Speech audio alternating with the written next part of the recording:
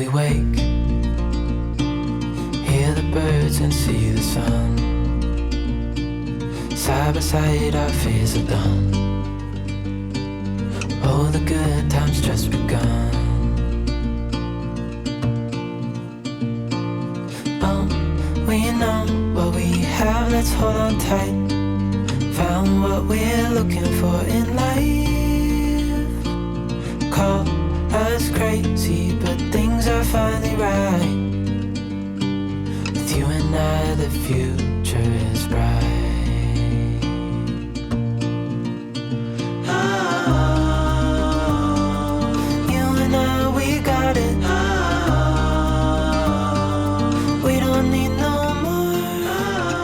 Hello my friends, and welcome to a chatty bookish video.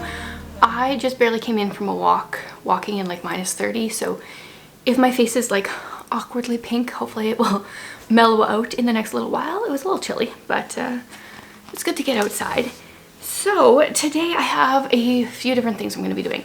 Sharing a little book haul, talking about a Kindle that I bought, very spur of the moment, and doing a recent reads wrap up. So I'm hoping to do these at the end of most of my videos, maybe my like once a week videos. I'm not really sure how often it will be. Right now my Sunday videos, I'll tack it on at the end, but maybe not everyone.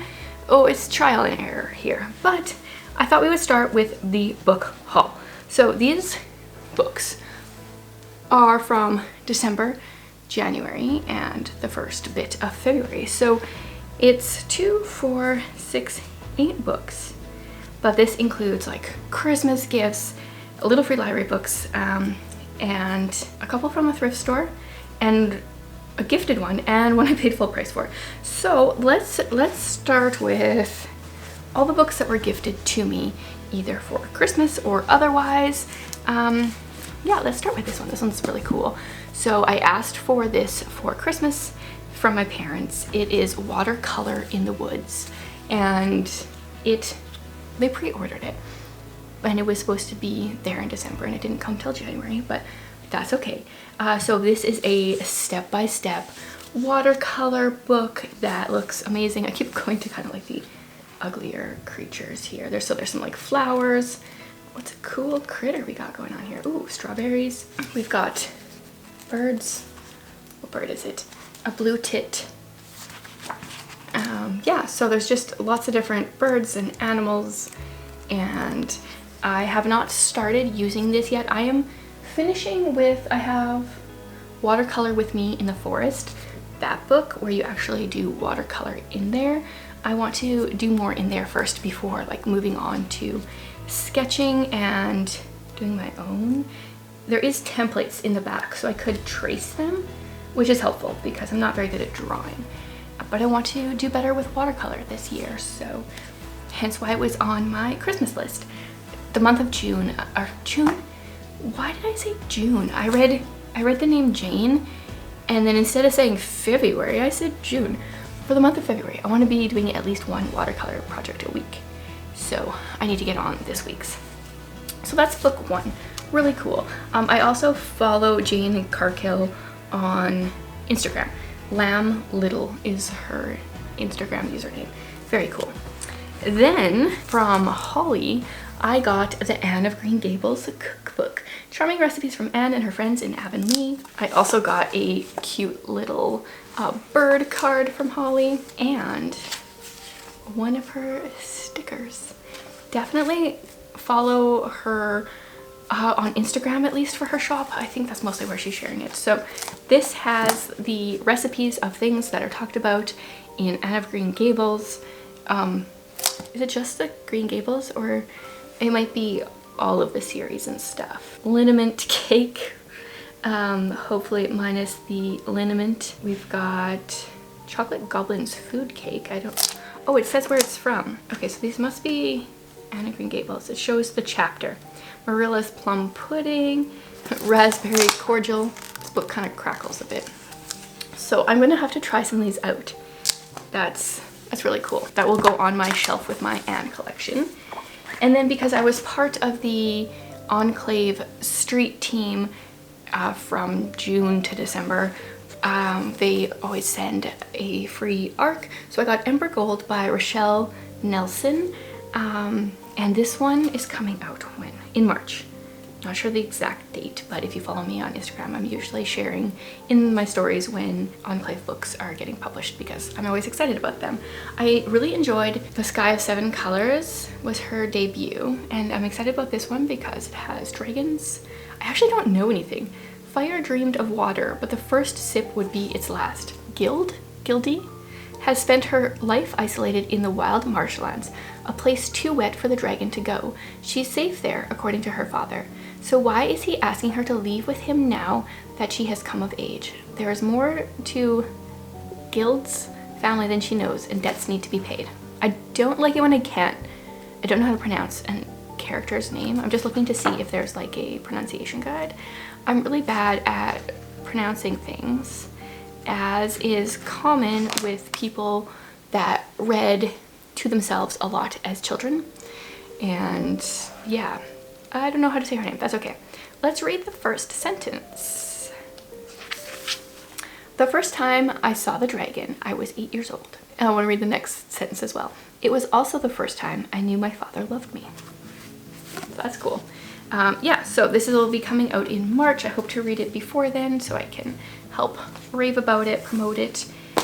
There's that. Now, let's do the one book I paid full price for. So I've been wanting to buy this book and I hate the covers. Well, not this, but that is true. But also it only seems to be available in mass market paperback and I didn't want that. So I got Warbreaker by Brandon Sanderson and I ordered this from the UK from Blackwell's, which is really nice because they don't charge shipping. So this cost me $30 Canadian, but the price on the site is actually what you pay for. I always appreciate free shipping, even if it means I had to pay like $5 more for the book.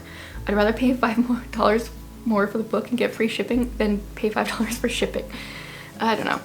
So Warbreaker is one of my favorites of Sanderson's books, and I feel like people don't talk about it enough. Jared has already read it. I want to reread it. So I don't remember a lot of the details. It's about two sisters. The oldest one is supposed to marry the god king of the world, and she's known for a long time. She's kind of like trained or whatever to be the queen or married to him. But something happens to her and the younger sister ends up having to marry him. And this is not, I feel like it's not a book that I would recommend to kids that are like under 16, just because of some of the content, and I can't say what without giving spoilers, but this has color magic in here, which is really cool. And I feel like this was earlier in my Sanderson journey. This is in his Cosmere, so I would like to reread it now that I've read a ton of his other books to see kind of how it fits. And yeah, I really want to reread this one, so that's why I bought that one. Also, I think like all his books are in this edition in the UK. I really like it. I like the white. I feel like this would look so good on my shelf. But I can't afford to buy all of them in this edition. Now we're gonna get into the classics. Apparently that's what I'm buying. So this one I found at a little free library this last weekend. Jared and I went to Canmore for a pastor's and spouses retreat, and we did a 5K walk. It was so beautiful, so very cold. While it was snowing in Canmore, we were walking right by the mountain, but it was like snowing so heavily and the clouds were so low you couldn't actually see the mountain, but I knew it was there and it was still pretty. And I came across two little free libraries. One had nothing. The other one had the ABC Murders by Agatha Christie, and you need to see this cover. I do own it in a different edition, but I really can't pass up these super tacky editions when I find them. The only thing is there's a price tag on the back here, and someone bought this secondhand for $22. That's outrageous. My old secondhand bookstore that I used to go to all the time would have these kinds of books for like $3 or $4. That seems reasonable. $22, not reasonable. But free from a little free library is even better. So this one, I don't remember how it starts, and it doesn't tell me anything in the back, but I know the first murder has to do with the letter A, and then the next one has to do with the letter B, etc. Let's read the first sentence. It was June of 1935 that I came home from my ranch in South America for a stay of about 6 months. Yeah, her first sentences, not the most gripping every time, but it was an interesting mystery. I remember enjoying it. Then from the library the other day, let's see if I can get this sticker off of here. I always look at their books for sale, and there's not usually anything of interest to me, but I found Hard Times by Charles Dickens, and I'm getting close to finishing Nicholas Nickleby, and it's actually there on the shelf. It's like so thick compared to this book. This one is just over 300 pages with a small font, and I thought it was kind of cool because it is annotated. Whoever had it first started annotating it, and I was looking at it while I was at the library, and I shared a little bit in my Instagram stories. They made it to the end of chapter 3. Then either they just quit annotating or they quit reading the book. I'm kind of guessing it's the latter because Dickens can be, what's the right word? Just dense, maybe. Let's see what the first sentence is for this. I actually know nothing about this. It's a powerful and withering portrait of a Lancashire mill town in the 1840s. Like I said, I don't know how to pronounce words. In the persons of Gradgrind and Bounderby, probably wrong, he stigmatized the prevalent philosophy of utilitarianism, which, whether in school or factory, allowed human beings to be caged in a dreary scenery of brick terraces and foul chimneys, to be enslaved to machines and reduced to numbers. Okay, so it's like a very stereotypical Dickens kind of plot here. Okay, the first sentence says, now, what I want is facts. And the person that was annotating it circled the word facts and wrote capitalization. So I'm gonna have fun annotating this all the way through. Like I said, I'm almost done my Dickens for the year, but I've also been tempted to read another Dickens this year. I don't know what's going on with me. Okay, 2 that I found at the thrift store. Ooh, I paid $5.49 for one book and $3 for the other. And it was the smaller one that I paid $5.49 for. Okay, I got Barchester Towers by Anthony Trollope for $3 at the thrift store. This is the second book after The Warden, which I found in a little free library in the summer and have heard really good things about. So haven't read it yet, but I'm apparently slowly collecting this series when I can find it at a relatively decent price. I found a lot of his books at a vintage antique mall a couple months ago, but I couldn't justify the price of them, but they were in a really beautiful edition. So because this is book 2, I don't know if I should read like the summary on the back. Oh, I was doing so well taking the sticker off, and then the stickiness is sticking to the book. I probably shouldn't do this on camera. I should do this at a different time, but I get distracted. Success. Got that off. So let's see what the first sentence says. Hopefully it will have no spoilers. I won't even know if it will. Volume 1. Who Will Be the New Bishop is the title of chapter 1. In the latter days of July, in the year 1850 so we don't know, a most important question was for 10 days hourly asked in the cathedral city of Barchester, and answered every hour in various ways. Who was to be the new bishop? Well, no idea. But this is a really nice floppy paperback. Doesn't happen that much with classics. And the last one, the classic that I paid $5.49 for, is Cranford, which I was kicking myself when I finally bought this because I found it for $6 at the same vintage antique mall where I saw some Anthony Trollope, and it was, yeah, $6 for Cranford plus Cousin Phyllis, and I was like, oh, I can't justify paying $6 for this, and then I paid almost $6 for just one of them. So I actually don't know anything about this, but this is one of the Elizabeth Gaskell books I really want to read. I need to pick pick up the sticker to see what it says underneath here.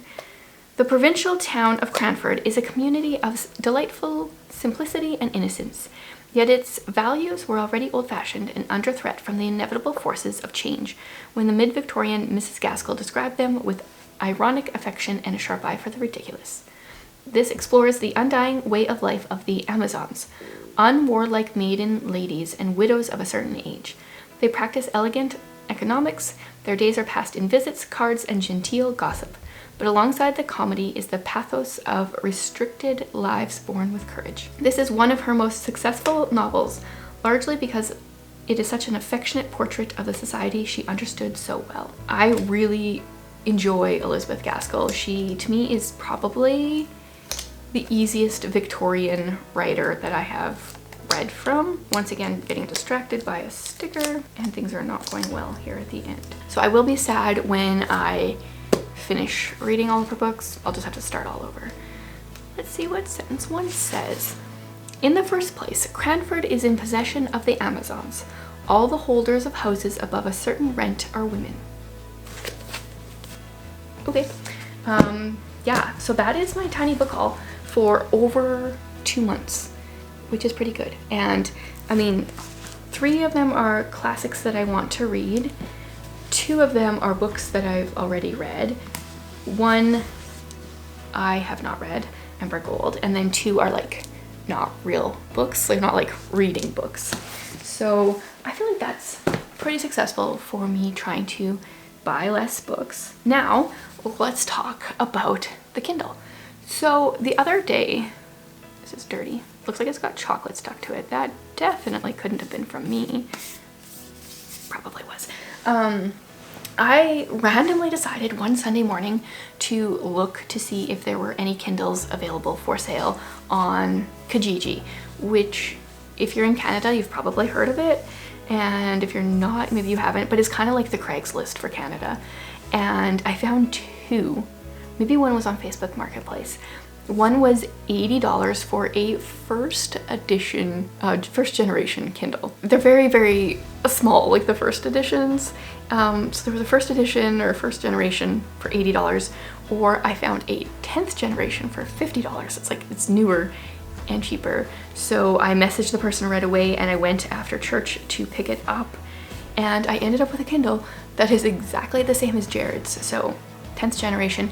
I did share a short here on YouTube / a reel on Instagram, kind of sharing that I got it. And this has been really cool.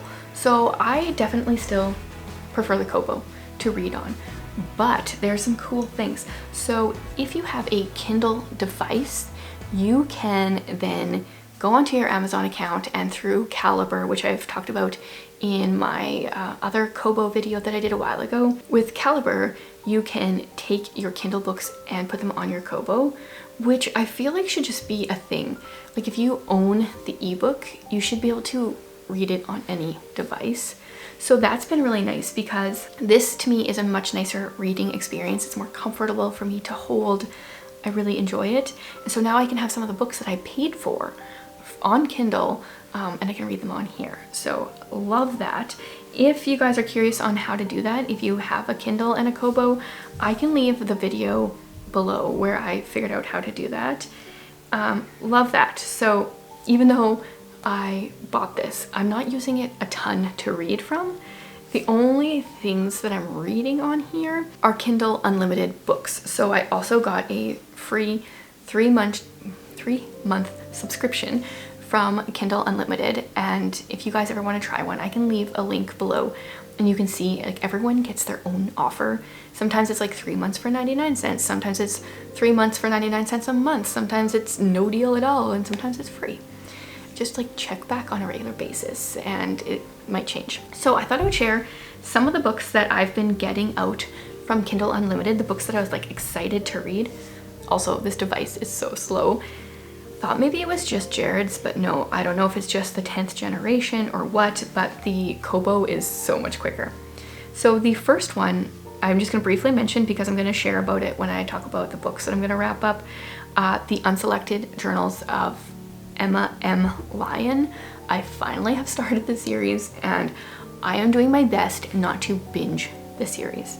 So I'm only allowing myself to read like one a week or one per wrap up. So I read one last week, and I'm not letting myself read another one until after this video has been filmed, which has been hard. I'll talk about it in a few minutes. Then what else have I gotten from Kindle Unlimited? Let's see here. I have the Shadow Heir from CFE Black. I just read the first one, which I will be talking about right away. It is a fantasy story. I'll talk about that one right away. Then I got, A Proper Dragon. I do not know where I've heard about this. Was it Amy maybe? I really miss Amy here on YouTube, but I get it. She just doesn't have time right now, I get it. This is like Regency with dragons. Let's see the details. What's it tell me? It says, if Phoebe's magic doesn't behave, her London season will be a disaster. Phoebe Hart is one of the dragon linked, those chosen by a young dragon as a companion who get magic in return. Her family and country neighbors have never been happy about her abilities, so she hopes to find her place in London. But neither her dragon nor her magic behaves as she would wish, and London is full of pitfalls, runaway girls in need of saving, anti-magic Luddites threatening the dragon-linked, and the handsome but chilly Viscount Westing, who continually catches Phoebe off guard. So this is also a series, and I want to give it a try. I haven't read it yet, so don't know anything. I've got Once I Knew by Victoria Lynn. I follow her on Instagram and I'm curious. Violet lives her quiet life in her sleepy village, trying to remain as dead to the politics that are threatening their world as possible. She follows the rules, stays out of trouble, and does her best to remain out of sight from the dreaded and overbearing Kingsman. Yeah, I don't really know much about it, but I just know I follow her, and I think there's 2 or 3 books in the series and I want to know more. I've got Tournament of Ruses. This is the second book in a series. What's the series called?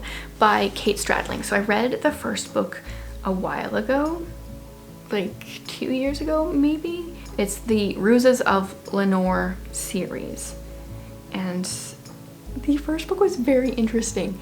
I don't know if I can remember enough to describe it, but to me, Kate Stradling, her books have just been so great.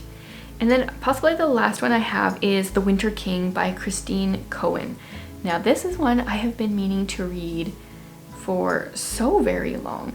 I own the audiobook, but just can't get myself to listen to books anymore, so thought I would get the ebook out. Trying to figure out what it's about, but the Kindle is so slow. Oh, there we go. A village trapped in winter, a tyrannical god, and a girl who will do everything to keep her family alive. This was a finalist for the 2020 Christie Award in the young adult category. Ever since Cora's father disappeared through the ice, whispers about her family's curse have grown increasingly louder. Yeah, I'm not sure I want to read a book about like eternal winter when it feels like we're in eternal winter. Maybe that will be closer to the end of my 3-month subscription, but those are the books that I like quickly went and grabbed from Kindle Unlimited, and I definitely grabbed all of the Emma M. Lyon ones. Like I said, I'm trying to pace myself there, but volume 2 will be my next read there for sure. Just great. Okay, so we'll move on to the books that I have read in the last few weeks, and I think all of them have been ebooks on one of these devices. Just Kindle Unlimited on here, everything else on here. Okay, my first 2 were short stories that I grabbed through Jessica R. Patch's newsletter.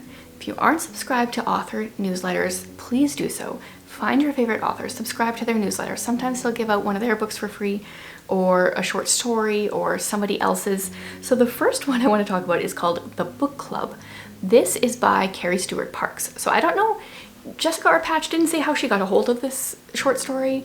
I am part of Carrie Stewart Parks' email list, and I haven't noticed anything there.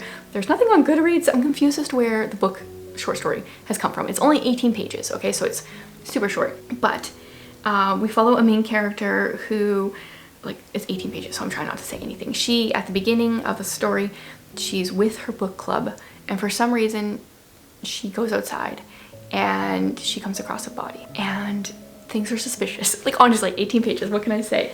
But she kind of talks to people in her book club a little bit. It's called the book club, so you know, they're those people are there. And the ending just was like, whoa, how did you do that? 18 pages. That's all I can say. The next one was a little longer, and this one was by Jessica R. Patch. It's called Nobody Has to Know, and we have 3 women. Mainly we follow one of them, but they're in this grief support group where they have all lost someone due to some, either a tragic accident or a killing. Like there's always someone to blame kind of for what happened to their person, either the husband or I think there's like a sister and I can't remember.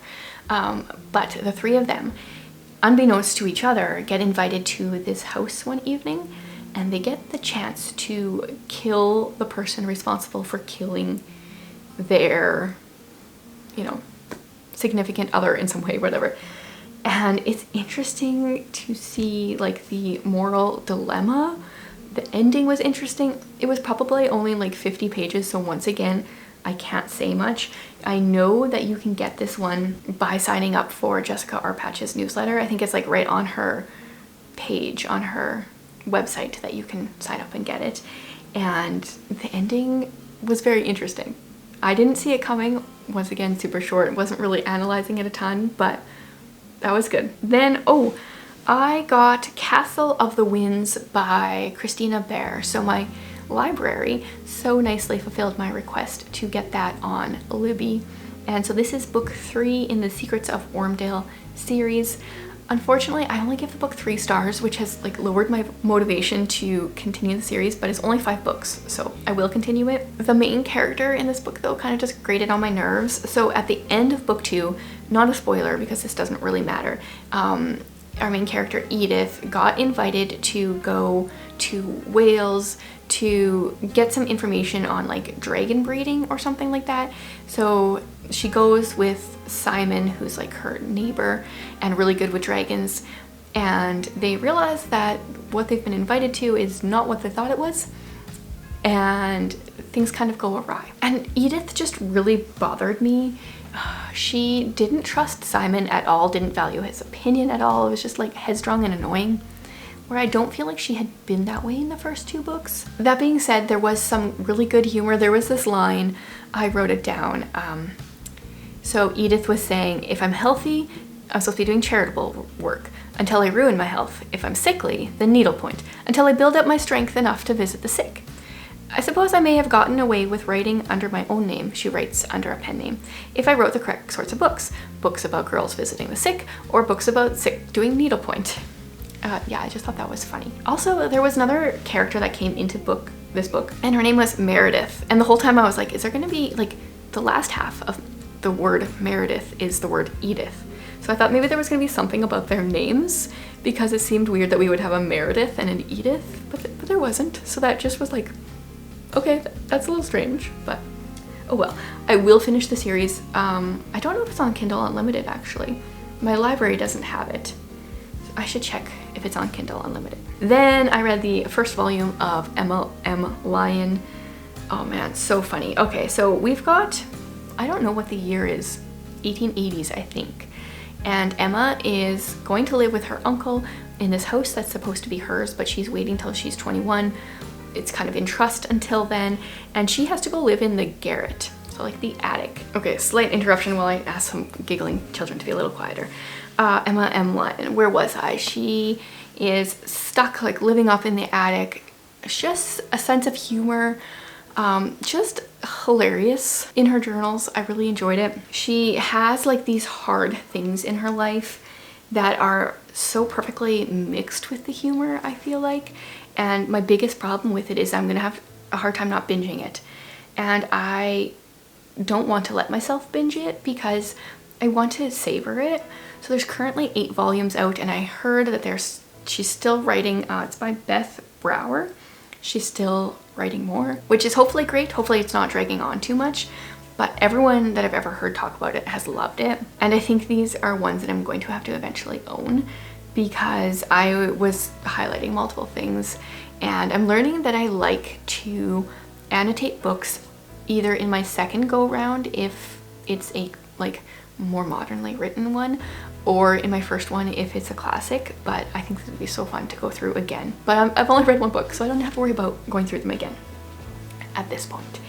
Where did I go from there? Oh, I started and DNF'd at 57%, which is really annoying. If I'm gonna DNF a book, I really want it to be before 50%, but it was All Better Now by Neil Shusterman. Wow, yeah, it came to me. It was an interesting concept. So there's like another pandemic that breaks out, and the people that get it and survive end up just having complete contentment, which is an interesting concept to explore.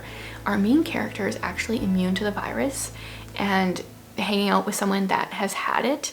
So we get both sides. Very interesting.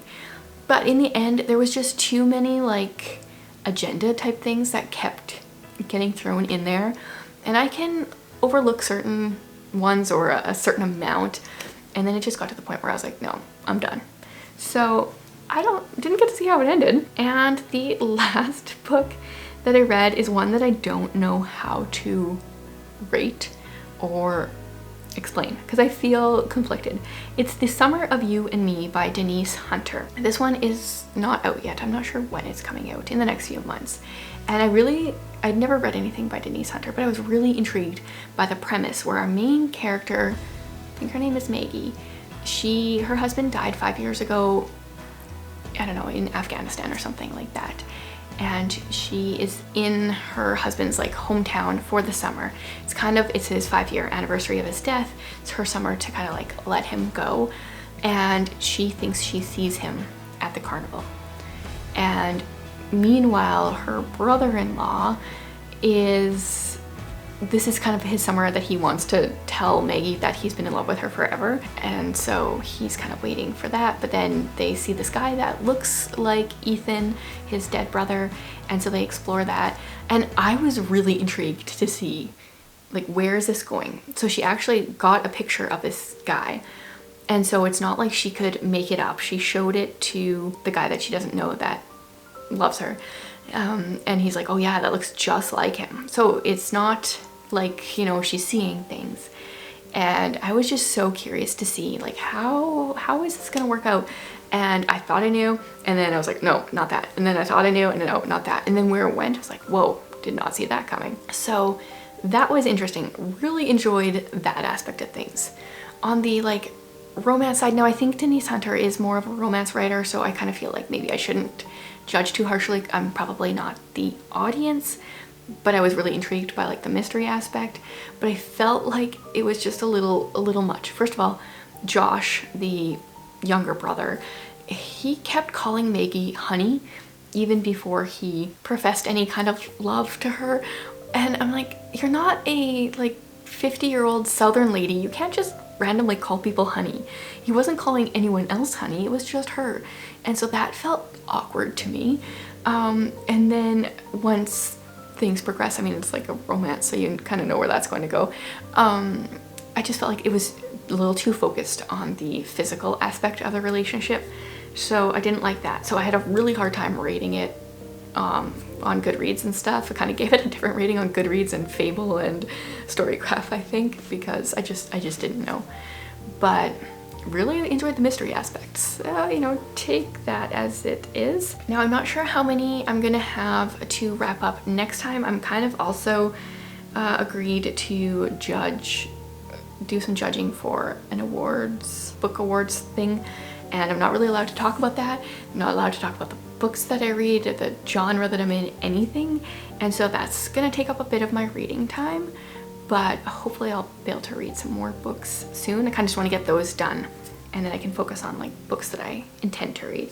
So that is my book haul, my new Kindle, and a reading update. I would love to hear what you guys have been reading lately, what you've been enjoying, any thoughts on any of the books that I shared today.